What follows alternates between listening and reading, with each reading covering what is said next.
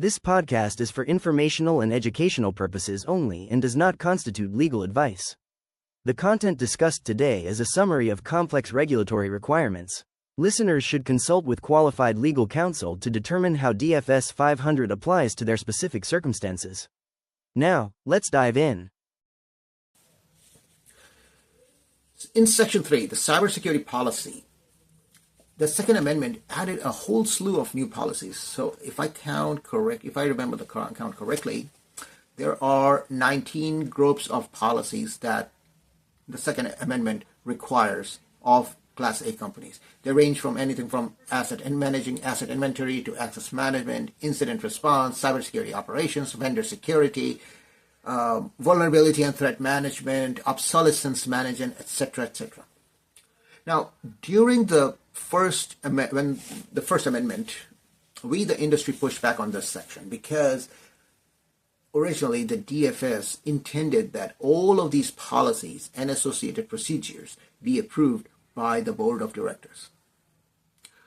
That's kind of difficult, and hence we, the industry, pushed back via our trade forums.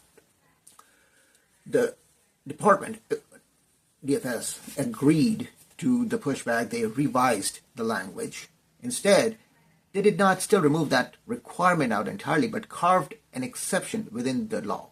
They said, it has to be approved by the senior-most governing body and or a committee thereof, or an appropriate delegate, which is a step in the right direction because that fosters accountability, which was missing in the prior years, according to the post-breach analysis they had done.